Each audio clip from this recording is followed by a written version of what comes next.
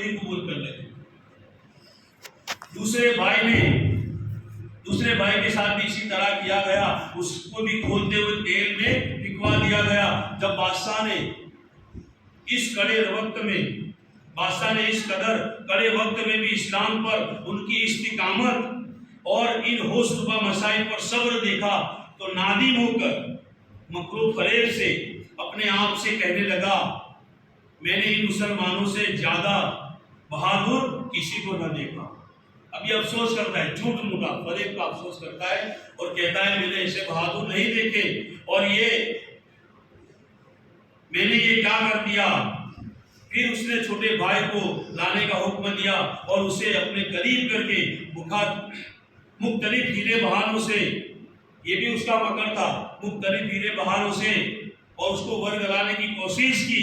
لیکن اس نوجوان نے بادشاہ کی چال بازی سمجھ میں آ گئی اور ذرا برابر بھی اس نے اپنی بات سے نہ ہٹا، یعنی دین اسلام کو چھوڑنے سے منع کر دیا. اتنے میں ایک درباری بولا، اے بادشاہ، اگر میں اسے فیصلہ دوں اور تو مجھے کیا انعام ملے گا؟ یعنی میں جو آپ کہہ رہے ہیں اس پر میں اس کو راضی کر لوں تو مجھے کیا انعام ملے گا؟ بادشاہ نے جواب دیا، میں اپنی فوج کا سپہ سالار بنا دوں گا. وہ درباری بولا، مجھے منظور ہے.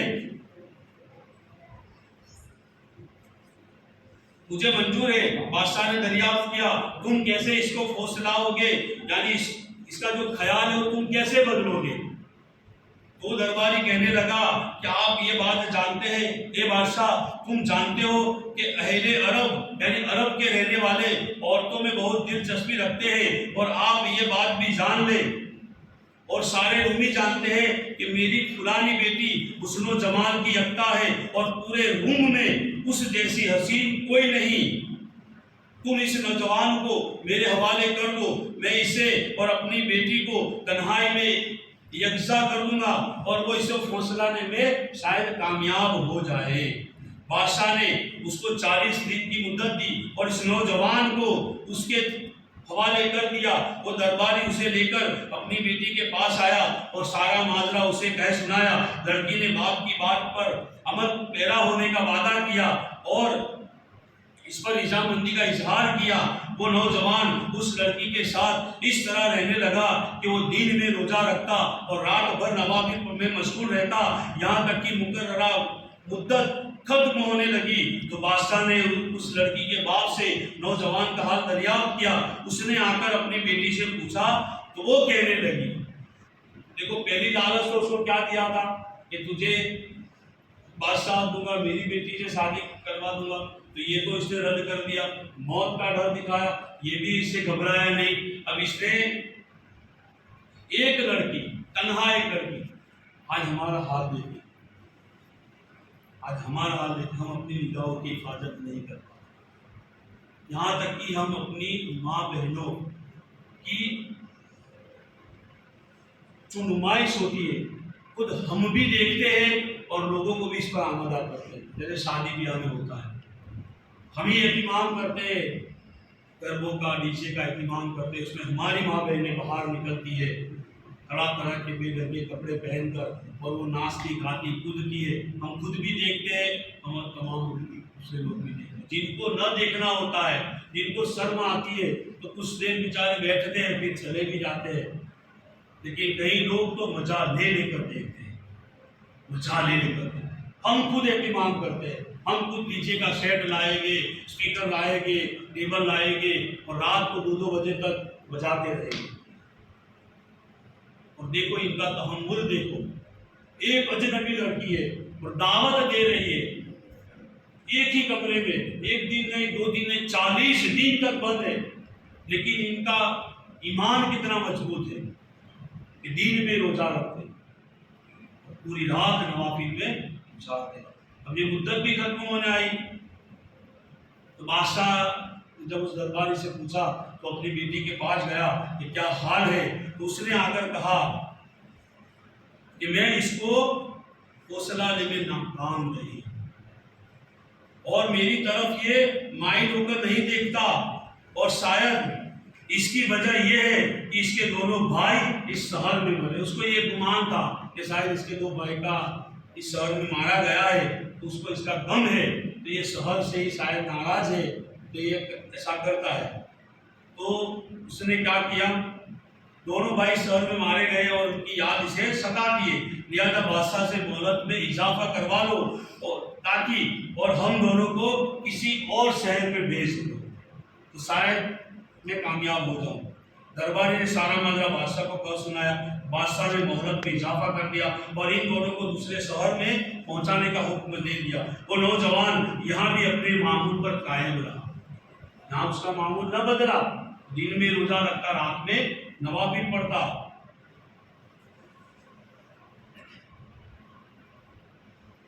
یعنی دن میں روزہ رکھتا اور رات بھر عبادت میں مصروف رہتا، یہاں تک کہ جب مہلت ختم ہونے میں 3 دن رہ گئے تو وہ لڑکی بے تابانہ اس نوجوان سے گزار ہوئی کہ میں تمہارے دین میں داخل ہونا چاہتی ہوں. اب اس کی استقامت دیکھی اس نے، اتنا سارا اس کو ڈر بتایا گیا، اتنی لالچ بتائی گئی، پھر بھی یہ جلا دی، اس نے موقع نہ دیا. تو وہ کہنے لگی کہ یہ دین کتنا پیارا دین ہوگا، اس پر دین پر چلنے والے کتنے مضبوط لوگ ہیں. وہ کہنے لگی اور گزار ہوئی کہ میں تمہارے دین میں داخل ہونا چاہتی ہوں، اور یوں وہ مسلمان ہو گئی. میں شہادت پڑھا اور مسلمان ہو گئی. پھر انہوں نے یہاں سے فرار ہونے کی ترکیب بنائی. وہ لڑکی استبل سے 2 گھوڑے لائی اور اس پر سوار ہو کر یہ اسلامی سلطنت کی طرف روانہ ہوئے. ایک رات انہوں نے اپنے پیچھے گھوڑوں کی ٹانکوں کی آواز سنی. لڑکی سمجھی کہ رومی سپاہی ان کا پیچھا کرتے ہوئے قریب آ پہنچے. اس لڑکی نے نوجوان سے کہا، آپ رب عز و جل سے جس پر میں ایمان لا چکی ہوں، آپ دعا کیجئے کہ وہ ہمارے دشمنوں سے ہمیں نجات عطا فرمائے. نوجوان نے پلٹ کر دیکھا تو حیران رہ گیا کہ اس کے وہ دونوں بھائی جو شہید ہو چکے تھے فلسطینیوں کے ایک گروہ کے ساتھ ان گھوڑوں پر سوار ہے. سبحان اللہ. اس نے ان کو سلام کیا، پھر ان سے ان کے احوال دریافت کیے تو وہ دونوں بھائی کہنے لگے، ہم ایک ہی گوتے میں جنت الفردوس میں پہنچ گئے تھے. یعنی بظاہر ہمارا گوشت پوست جل گیا تھا، ہماری ہڈیاں اوپر آ چکی تھی، لیکن ایک ہی گوتے میں ہم جنت میں پہنچ گئے تھے. اور اللہ عز و جل نے ہمیں تمہارے پاس بھیجا ہے. اس کے بعد وہ لوٹ گئے. وہ نوجوان اس لڑکی کے ساتھ ملک شام پہنچا اور اس کے ساتھ شادی کر کے وہیں رہنے لگا. ان بہادر شامی بھائیوں کا قصہ ان کے سامنے بہت مشہور ہوا اور ان کی شان میں قصیدے کہے گئے، جن کا ایک شعر یہ ہے جس کا ایک ترجمہ ہے، ان قریب اللہ سچوں کو سچ کی برکت سے زندگی اور موت سے نجات عطا فرماتا ہے. پیارے اور میٹھے اسلام بھائیوں، آپ نے سنا ان تینوں شامی بھائیوں نے ایمان پر استقامت کا کیسا زبردست مظاہرہ کیا. ان کے دلوں میں ایمان کس قدر راکش ہو چکا تھا. یہ عشق کے صرف بلند بانگ دعوے کرنے والے نہیں بلکہ حقیقی معنوں میں مخلص عاشقان رسول تھے، دعوے نہیں کرنے والے تھے. آج ہمارا حال ہے کہ دعوے تو بڑے بڑے کرتے ہیں، نبی کے نام پہ جان قربان ہے، جان قربان ہے. ارے یار کچھ وقت مسجد میں بیٹھنا ہوتا ہے تو وقت بار بار گھڑیال دیکھتے رہتے ہیں. جیسے ہمارے مولانا صاحب نے کہا تھا نا، بار بار گھڑیال دیکھتے ہیں، بار بار گھڑیال. یہ ہمارا دعویٰ کیا ہوا؟ ختم ہو گیا. دونوں بھائیوں جامع شہادت نوش کر کے جنت الفردوس کی سرمدی نعمتوں کے حقدار بن گئے. اور تیسرے نے روم کی حسینہ کی طرف دیکھا تک نہیں اور دن رات اللہ عز و جل کی عبادت میں مصروف رہا. یوں جو بنیت شکار کرنے خود آئی تھی وہ اسیر بن گئی، یعنی خود شکار ہو گئی. شکار کرنے آئی تھی، باپ کا حکم مانا تھا، اور باپ کو جو لالچ تھی کہ میں شکار سالار بنا دیا جاؤں گا، اس سے مجھے بڑی دولت ملے گی، تو یہ باپ کو وعدہ کر کے آئی تھی لیکن خود شکار ہو گئی. اس شکایت سے یہ بھی معلوم ہوا کہ مشکلات میں سرکار صلی اللہ علیہ وآلہ وسلم سے مدد چاہنا اور یا رسول اللہ صلی اللہ علیہ وآلہ وسلم پکارنا اہل حق کا قدیم طریقہ ہے. ہمارے بزرگوں نے ہمیں سکھایا ہے کہ جب بھی مشکل آئے یا رسول اللہ کہہ دو، انشاءاللہ مشکل حل ہو جائے گی. اسی لیے شاعر کیا کہتے ہیں، یا رسول اللہ کے نعرے سے ہم کو پیار ہے، جس نے یہ نعرہ لگایا اس کا بیڑا پار ہے۔ صلو علی الحبیب صلی اللہ علیہ وسلم۔ اس سامنے نوجوان رضی اللہ تعالیٰ عنہ کا عزم و استقلال اور اس کی ایمان پر استقامت مرحبا ذرا غور تو فرمائیے۔ نگاہوں کے سامنے دو پیارے پیارے بھائی جامع شہادت نوش کر گئے، مگر اس کے پائے ثواب کو ذرا پر بھی لغزش نہیں آئی، نہ دھمکیاں ڈرا سکی، نہ قید و بند کی صوبتیں اپنے عزم سے ہٹا سکی۔ حکم و صداقت کا حامی مصیبتوں کی کالی کالی گھٹاؤں سے بالکل نہ گھبرایا۔ طوفان بلا کے سیلاب سے اس کو پائے ثواب میں جنبش تک نہیں ہوئی۔ خدا و مصطفیٰ صلی اللہ علیہ وسلم کا شیدائی دنیا کی آفتوں کو بالکل خاطر میں نہ لایا، بلکہ راہ خدا عز و جل میں پہنچنے والی ہر مصیبت پر اس نے خوش دلی کے ساتھ سامنا کیا اور خیر مقدم کیا، یعنی اس کو آنے دیا۔ کہ یہ مصیبت آتی ہے تو اللہ کی راہ میں آتی ہے، چاہے کتنی بھی آ جائے۔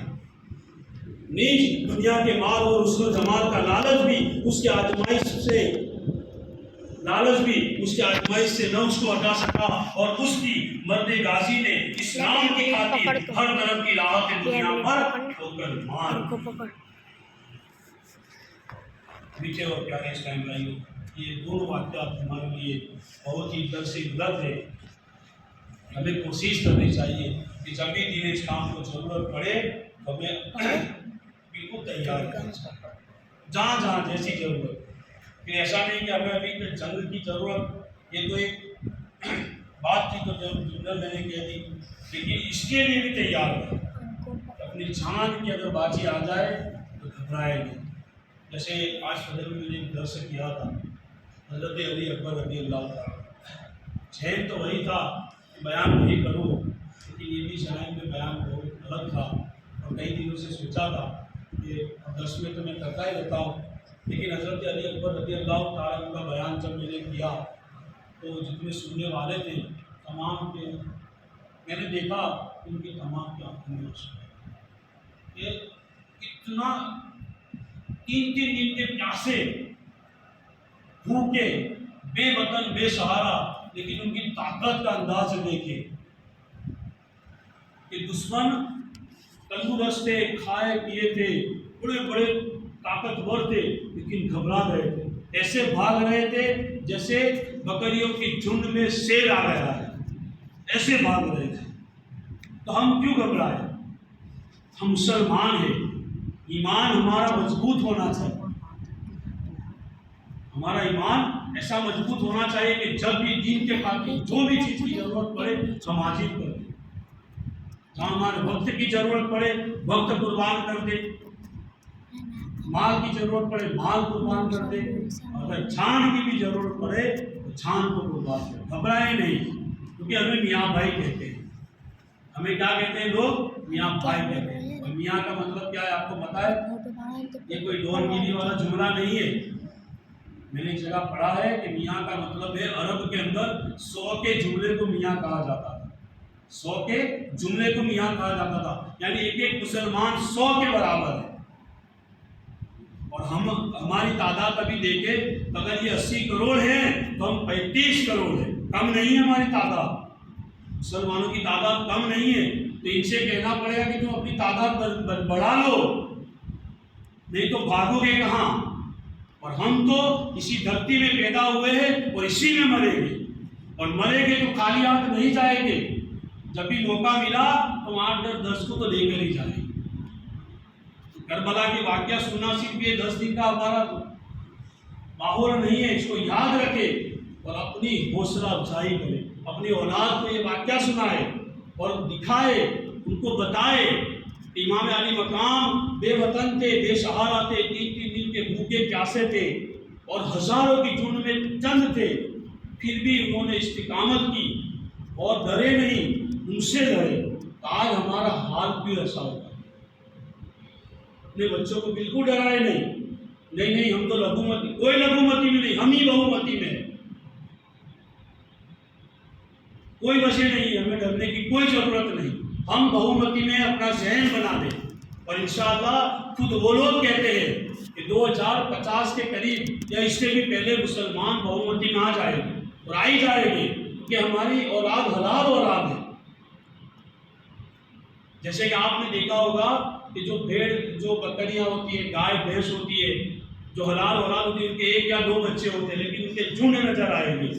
اور یہ جو سور ہوتے ہیں کتیا ان کے تم دیکھتے ہو 8-8 10 بچے ہوتے ہیں لیکن ان کے جھنڈ کہیں نظر نہیں آئے.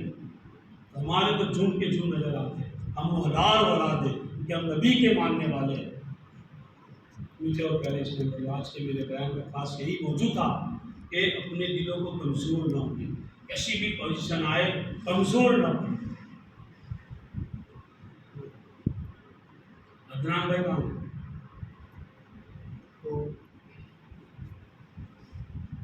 ماشاءاللہ یہ بچوں نے جو 10 دن کا پروگرام ہوا اس میں بچوں نے آج بھی بہت بہترین انداز میں کیا اور آپ نے بھی ان کا ساتھ دیا بہت بہترین انداز میں ساتھ دیا.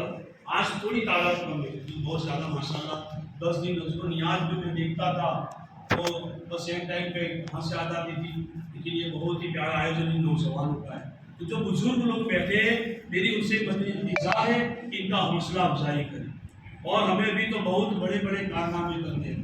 جیسے کہ ابھی کچھ دن پہلے کچھ مہینوں پہلے جو نقاب والا مسئلہ چلا تھا تو ہمیں ہم نوجوانوں کو ایسی حوصلہ افزائی کرنی ہے کہ وہ اپنے بلبوتے پر ایسی زمینیں خریدے اور ہمارے ادارے بنائے مسلمان ادارے بنائے. جیسے کہ میں ابھی اداروں میں گیا تھا تو وہاں ابھی تک لڑکیوں کو اسکول میں پڑھایا نہیں جاتا تھا اب انہوں نے شروع کر دیا. یہ ماحول کو دیکھ کر کہ چلو دارالعلوم کے اندر دینی ماحول تو ملتا ہی تھا اور تھوڑا کچھ دنیاوی نالج بھی وہ سیکھ لے تو ہمیں ایسے ادارے قائم کرنے تو جہاں ہمارا ہی چلے اور ہماری بچیاں دینی ماحول بھی سیکھے اور کچھ لوگ دنیاوی ماحول بھی سیکھ لے دنیاوی علم بھی سیکھ لے. تو یہ جو بچے کر رہے ہیں ان کا اور حوصلہ افزائی کرے اور اپنے پیسوں کو ایسے کام میں خرچ کرے جو ہمارے مرنے کے بعد ہمارے لیے صدقہ جاریہ بن جائے. شادی بیاہ میں بھی تو سب بڑے لوگ ماشاءاللہ جانتے ہی ہیں اور کرنا بھی سب کو ایسے اس کے لیے مشورہ کرنا ہوگا بڑی بڑی میٹنگ رکھنی ہوگی سب کو بلانا ہوگا اور یہ جو ہمارے فضول خرچے اس کو بند کر کے ایسے ادارے قائم کرنے ہوں گے. تو اس کا سسٹم اگر بنا لیں گے نظام بنا لیں گے تو چند ہی مہینوں میں یا پھر چند ہی سالوں میں ہم اس پر کامیابی حاصل کر سکتے ہیں. اس کے لیے کوشش کریں جہاں میری بھی ضرورت پڑے گی میں بھی کچھ نہ کچھ کوشش کرتا ہوں سوچ و وچار کرتا ہوں لیکن اس کے لیے ہمیں بہت سارے مشوروں کی بھی ضرورت ہے بہت سارے بزرگوں کی بھی ضرورت ہے بہت سارے نوجوانوں کی ضرورت ہے. لیکن اس کے لیے ہمیں سب سے پہلے کیا کرنا ہوگا ایک ہو کر رہنا پڑے گا کہ یار وہ آئے گا تو میں نہیں آؤں گا وہ آئے گا تو میں نہیں بیٹھوں گا وہ بولے گا تو میں نہیں بیٹھوں گا اگر اس کا پیسہ لیا تو میں پیسہ نہیں دوں گا یہ نہیں ہونا چاہیے. اگر ایک ہو کر ہم نے یہ کام کیا تو یہ ہمارے لیے زبردست کامیابی ہوگی اور ہماری بچیاں علم دین کے ساتھ ساتھ دنیاوی نالج بھی سیکھیں. اور ماشاءاللہ یہ بچوں نے بہت ہی پیارا آیوجن کیا ہے اور ان کی خواہش تھی کہ جو امام صاحب 10 دن تک ان کو بیان سناتے رہے ان کا استقبال ہو جاتا ہے. آئیے میں ہمارے نائب امام صاحب جمعہ مسجد کے ان کو دعوت دوں گا کہ اپنے مبارک ہاتھوں سے ہمارے مدنی مسجد کے بہت ہی بہترین عالم دین شیر محمد نام ہی بڑا برکت والا ہے محمد کا شیر محمد کی گلگوشی کرے اور ان کا حوصلہ افزائی کرے تو جو بے وطن ہے بے سہارا ہے اور اللہ نے ایسا ان کو نوازا ہے. نعرے تکبیر اللہ اکبر نعرے رسالت یا رسول اللہ علماء اہل سنت زندہ باد علماء اہل سنت زندہ باد علماء اہل سنت. زندہ باد. ماشاءاللہ ان کی خدمت کو ضائع نہ ہونے دیں. 10-12 دن جو آپ کی بیٹری کو ریچارج کیا ہے اور ریچارج کو برقرار رکھے انشاءاللہ اعلیٰ حضرت کا مہینہ آنے والا ہے اور اس کے بعد ربیع النور کا مہینہ آنے والا ہے اور اس کے بعد غوث اعظم کا مہینہ آنے والا ہے. یعنی ہماری بیٹری ریچارج ہوتی ہی رہے گی انشاءاللہ. السلام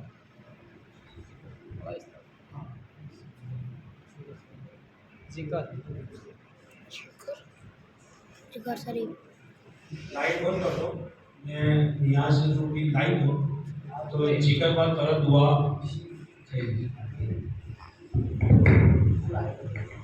کر دو वही बंद कर लो तो बंद कर